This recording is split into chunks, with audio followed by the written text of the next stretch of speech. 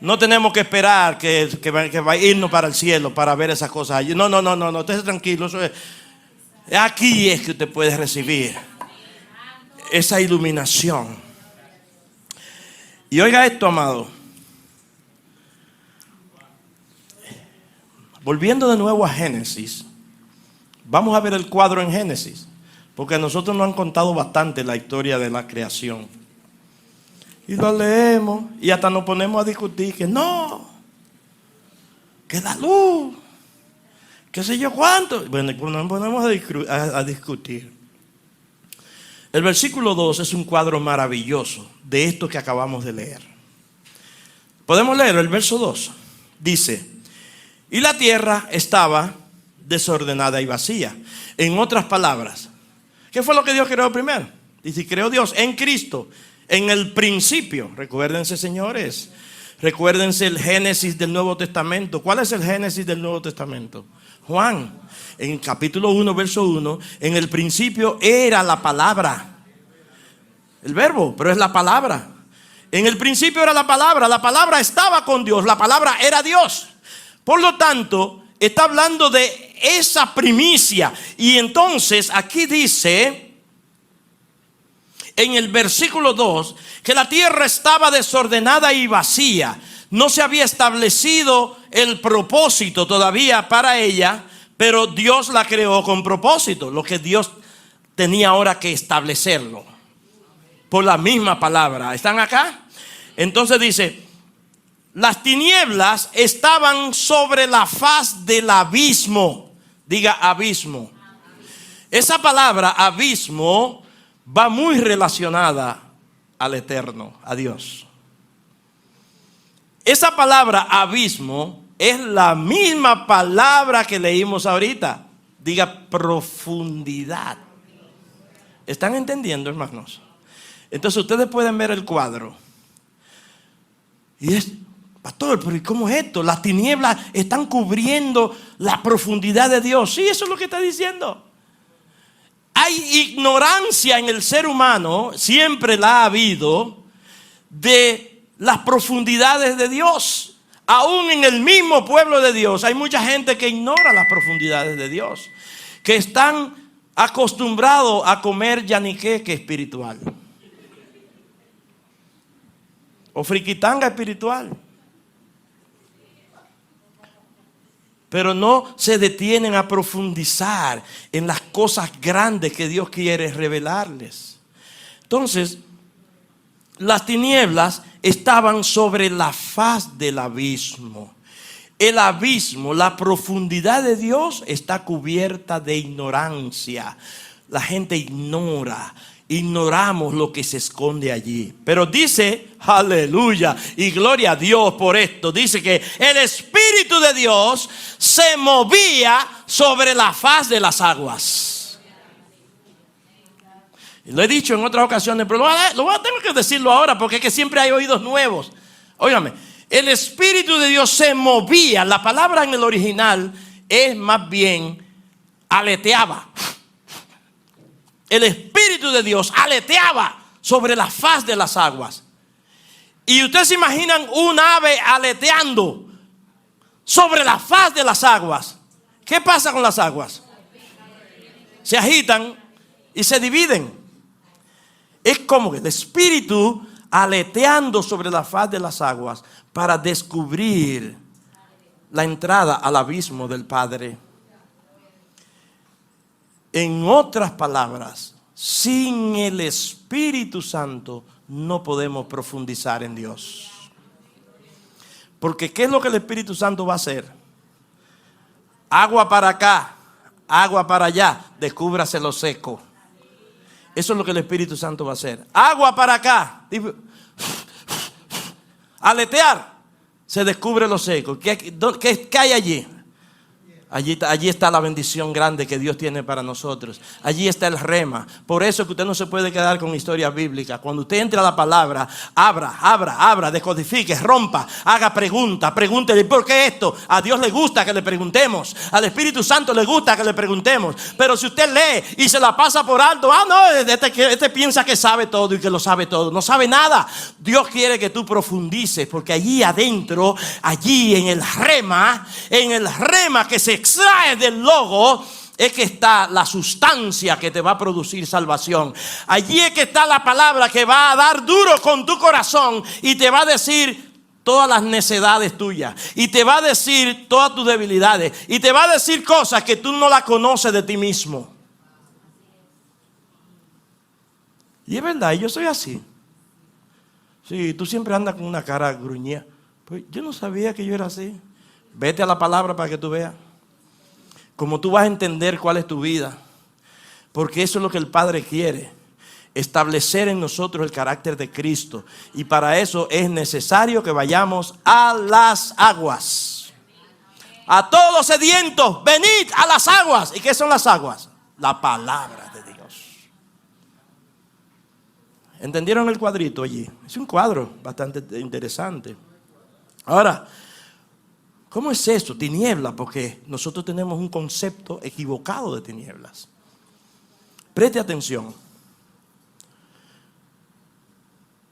Dice que Dios dijo, sea la luz. No está correctamente traducido eso. La traducción correcta sería, salga de las tinieblas la luz. Porque Dios se esconde con las tinieblas, en las tinieblas. Él hace eso. No lo digo yo. ¿Quiere que lo leamos? Salmo 18:11. ¿Qué dice el Salmo 18:11? Puso tinieblas por su escondedero. Puso tinieblas por su escondedero.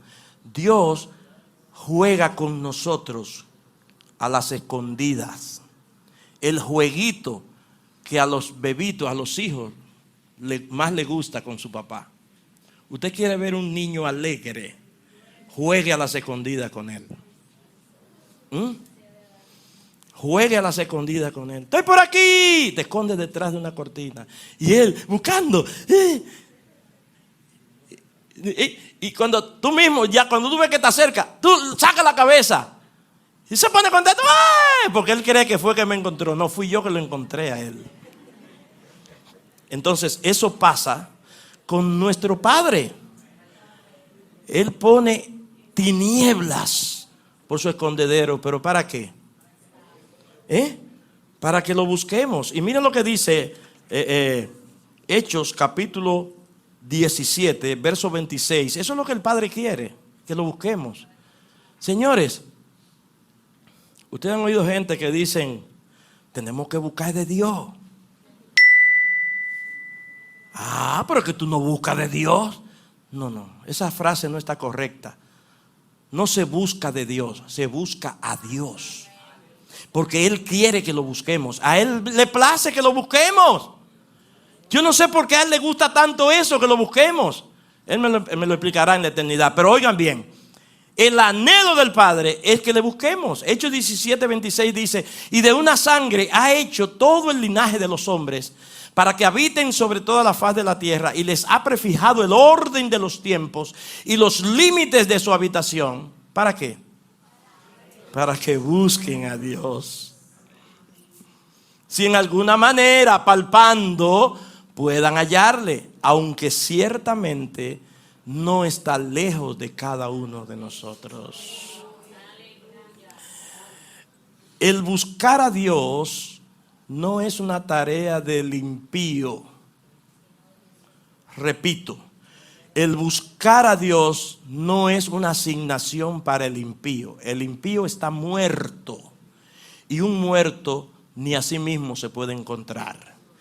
El buscar a Dios es una asignación para los vivos, para los que tenemos a Cristo. Dígale a su hermano, busca a Dios. Busquemos a Dios. Lo grande del caso es, hermano mío, que si tú te alimentas de la palabra, para tú buscar a Dios no tienes que ir a la casa del pastor. Para tú buscar a Dios, para que la tierra que eres tú sea alimentada de los cielos que eres tú, solamente tienes que entrar en una comunión con Dios y vas a encontrar a Dios allí mismo, en ti, en ti. ¿Por qué? Porque los cielos están en ti para alimentar la tierra que está en ti.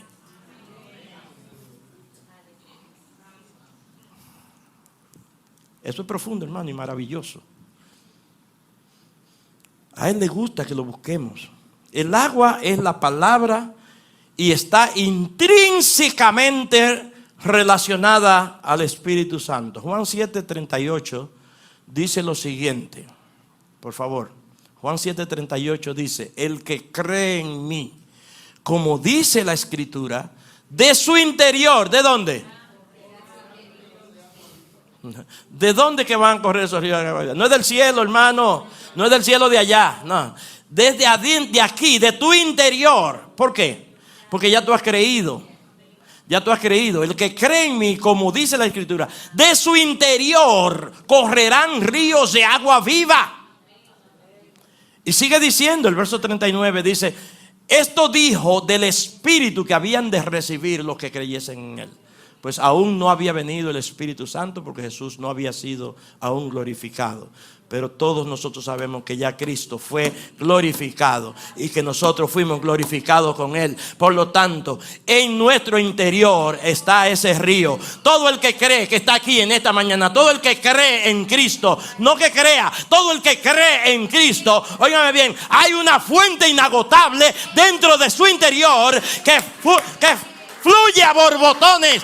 Y esa fuente es la misma palabra. Y el Espíritu Santo es que se va a encargar de saciar tu sed. El Espíritu Santo es que se va a encargar de decodificar esa palabra para que entonces tú puedas decir: wow, cuánto necesito al Señor. Y a medida que esa palabra va siendo decodificada en tu vida, es que tú más ves tu realidad y cuánto tú necesitas al Señor. Diga conmigo, binomio perfecto para entrar en el reino de Dios. Otra vez dígalo, binomio perfecto para entrar en el reino de Dios. Juan 3:5. ¿Qué dice Juan 3:5? Respondió Jesús: de cierto te digo, que el que no naciere de agua, de agua, y del Espíritu, no puede entrar en el reino de Dios. Ese es el binomio perfecto. El que quiere entrar en el reino. Porque el pueblo de Dios, la casa de Dios, está dividida en dos grandes grupos: los que ven y los que están adentro.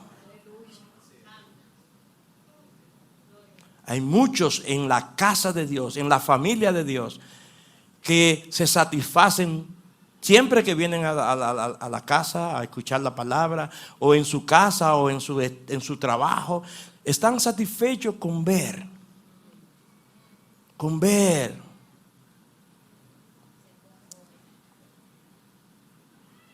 Cuando vamos a un juego de pelota, hay personas que pagan más por estar ahí. Verle hasta el sudor a los peloteros cuando hacen así, y verlos masticando chicle.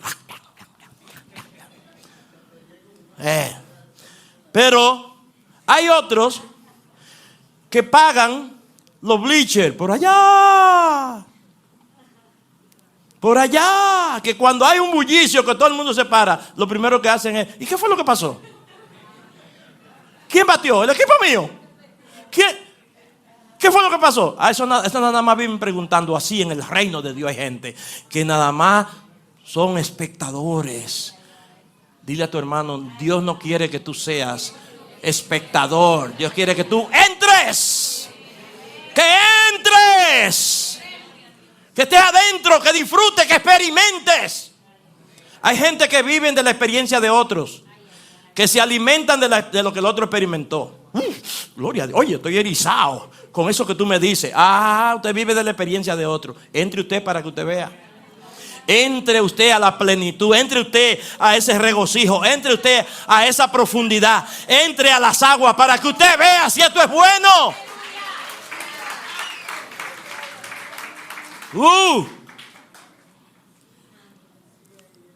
Y el último cuadro. Y gloria a Dios que el tiempo me dio. El cuadro tinieblas, luz. Hasta ahora hemos visto dos, ¿verdad? El cuadro tinieblas, luz. Yo no sé cuántos de ustedes sabían que Dios no creó la luz. ¿Cuántos lo sabían? Dios, diga conmigo, Dios no creó la luz. En Génesis, cuando Dios dice sea la luz, lo que está diciendo es que aparezca. ¿Dónde estaba la luz? Escondida en las tinieblas. Porque tampoco Él creó las tinieblas. Tampoco Dios creó las tinieblas. Búsqueme un versículo donde diga que Dios creó las tinieblas. No lo va a encontrar. ¿Por qué? Porque las tinieblas es el escondedero de la luz. Cuando tú no recibes una revelación, tú estás en tinieblas. ¿Cómo? Pues yo soy del diablo. No, espérate. Lo que pasa es lo siguiente. Es que una cosa es las tinieblas como ignorancia y otra cosa es la potestad de la tiniebla. Que la potestad de la tiniebla se alimenta de la ignorancia de la gente. Por eso, Satanás es el príncipe de la potestad del aire y de la potestad de las tinieblas. ¿Por qué? Porque él trabaja con la gente que están en ignorancia. Si usted ignora una cosa, usted está frito.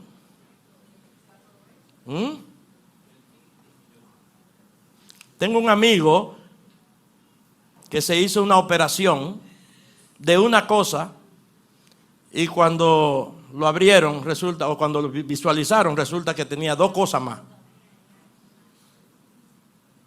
Estaba en tiniebla respecto a esas dos cosas más. No sabía. ¿Qué? Pero aquí hay otra cosa. Aquí hay otra cosa. Bueno, saquen eso. Pero estaba en tiniebla, estaba ignorando eso. ¿Me están siguiendo? Entonces eso mismo pasa con el Hijo de Dios que desconoce las profundidades de Dios. Está en tiniebla. Y la palabra de Dios nos dice respecto al día que se aproxima: mas vosotros, hermanos, no estáis en tinieblas para que aquel día os sorprenda como ladrón. Pablo no estaba diciendo allí realmente que ellos no estaban en tinieblas. O sea, Pablo está hablando de una manera irónica aquí. Si ustedes desconocen estas cosas, el día de Dios le va a sorprender como ladrón. Pero vamos a partir del hecho de que ustedes no están en tinieblas. ¿Me están siguiendo, hermano? Vosotros, hermanos, no estáis en tinieblas. ¿Por qué Pablo le está diciendo eso? Porque hace tiempo que él encendió esa lumbrera en ellos para que ellos pudieran ver respecto a lo que es el día del Señor. Para que aquel día no les sorprenda como ladrón. Ustedes no están en tinieblas. Porque nosotros no somos de las tinieblas. Están acá, hermano, pero yo creo que hay que hacer un estudio profundo de esto. Porque la Biblia nos habla de lo que son las tinieblas. Habla de los hijos de las tinieblas y habla de los hijos de la luz. ¿Cuántos son hijos de la luz aquí? Y hay otros términos que nosotros tenemos que manejarlo al dedillo. La Biblia nos habla bastante de lo de arriba. De las cosas de arriba. Las cosas de arriba. Donde quiera vamos a encontrar eso. Arriba. Todo don perfecto viene de arriba. ¿Y qué es eso de arriba? Bueno, eso hay que dilucidarlo, para que nosotros no tengamos una idea muñequitesca, como dice un hermano mío, sobre esas cosas. Entonces, Dios no creó la luz. La luz estaba escondida en las tinieblas. ¿Lo dije yo? ¿Lo dije yo? No. ¿Qué dice 2 Corintios 4:6? ¿Qué dice 2 Corintios 4:6? Porque Dios que mandó, ¿que de dónde? Que de las tinieblas, de adentro de las tinieblas, resplandeciese la luz. Eso fue lo que pasó. Hermanos, el cuadro de la creación, eso es como un cuadro, eso es como arte. Dios estaba creando hasta con música. ¿Te entiendes? Y cada cosa, ¡buf!, se abrió el telón. Aquí, cuando el telón está cerrado, usted está en tiniebla, no sabe qué es lo que hay detrás del telón. Pero cuando Dios dice, sea la luz, se abre el telón y aparece la luz. Y esa luz, Juan capítulo 1. Verso 5. ¿Quién es esa luz? ¿Ustedes la conocen, hermano, esa luz? Juan 1:5. La luz en las tinieblas resplandece y las tinieblas no prevalecieron contra ella. Y sigue diciendo el verso, por favor. Hubo un hombre enviado de Dios, el cual se llamaba Juan. Este vino por testimonio para que diese testimonio de la luz, a fin de que todos creyesen en él, dice el verso 8. No era él, no era Juan la luz, sino para que diese testimonio de la luz. Y dice el verso 9, aquella luz verdadera, aleluya, la que irrumpió allí en la eternidad, la que rompió el telón y se abrió y entonces nos hizo entender aquellas cosas profundas de Dios. Aquella luz verdadera que alumbra a todo hombre, venía a este mundo.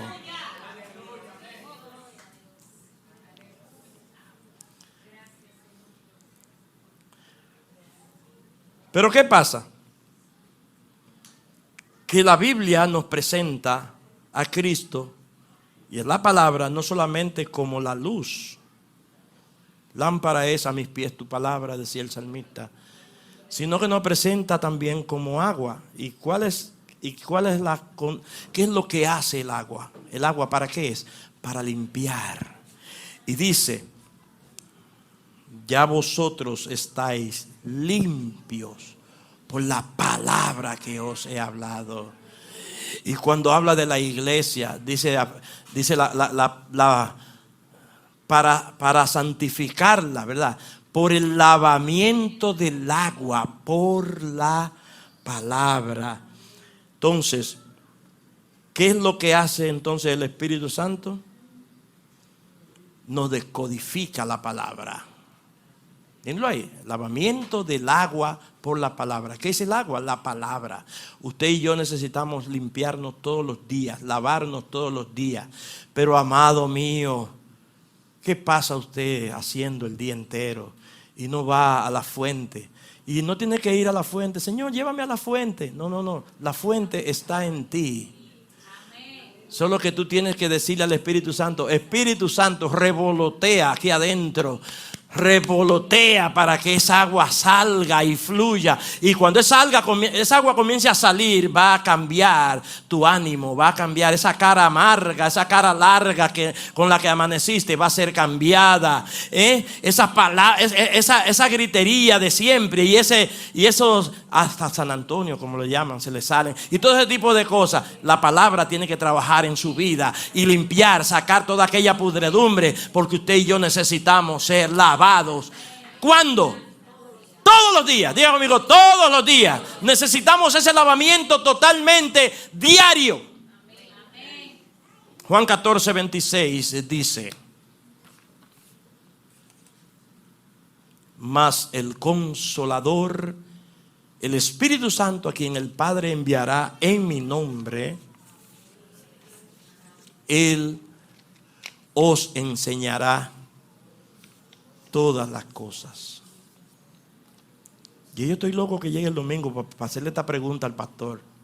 Pero Dios mío, el pastor no es el Espíritu Santo. Métase en intimidad con el Señor y pídale al Espíritu Santo que le revele. Y deje de ser un consumista pastoral. todo tiene que preguntárselo al pastor. Pero bueno, ¿y qué es esto? Si no le entiende, pues usted busca la asistencia. Pero tú puedes buscar la asistencia del Espíritu Santo y entender cosas aún más profundas que lo que el pastor te diría. Ustedes no saben cuánto yo me nutro de ustedes cuando reciben una revelación de Dios. Entonces, también busque, la fuente está en usted. Diga, hay una fuente en mí. Y esa fuente, el Espíritu Santo, es la que va a ponerla a brotar. Póngase de pie, por favor, hermano.